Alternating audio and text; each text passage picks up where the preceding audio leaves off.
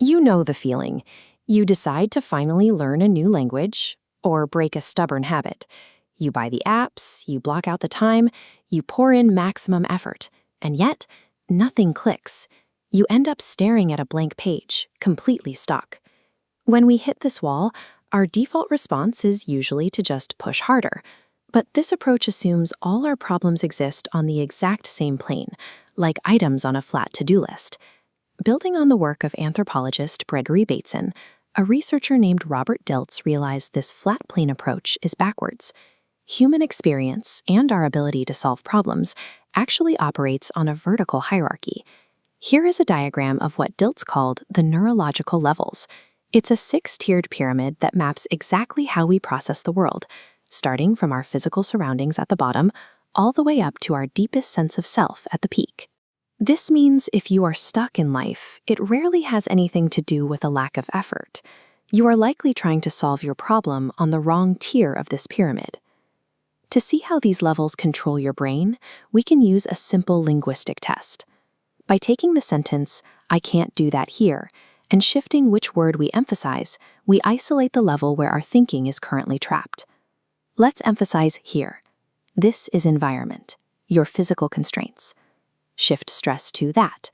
We step up to behavior, your specific actions. This separates deed from person. You are not your behavior. Failure here doesn't define your core. These bottom 2 levels are the easiest to observe from the outside, but simply changing where you sit or what you do is rarely enough to create a lasting shift in your life. Shift emphasis to do.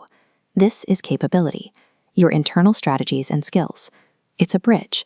Without it, new behaviors feel forced. Now stress can't. This is beliefs and values, the operating principles acting as permissions for our lives. Values are your unconscious motivators, the hot buttons like health or security that drive you to act. Beliefs are the generalizations you hold as true. Together, they provide the why that gives meaning to everything you do. Think of these levels as your internal software. If your code contains a belief that you are incapable of change, the system will actively work to ignore new behaviors and keep you in your old patterns. This is identity, your core self. Like Bob, building animal care skills changed his self-belief, shifting his identity from failure to contributor, realigning his behavior. At the peak is purpose, your connection to a larger mission.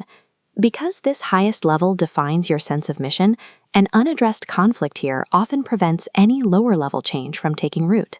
If the task doesn't serve a larger purpose, your identity will eventually reject the effort.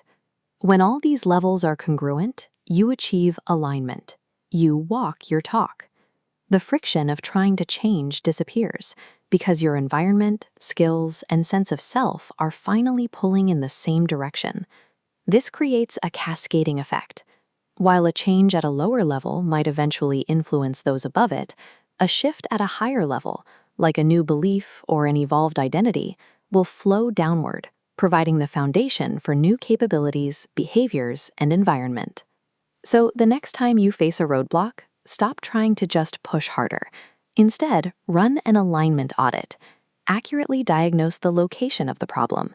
Is this an environment issue, a skills gap, or a conflict in your beliefs? Real change isn't about more effort. It's about better placement. Once you find the correct level of the problem, you stop fighting against yourself and start moving toward the person you intend to be.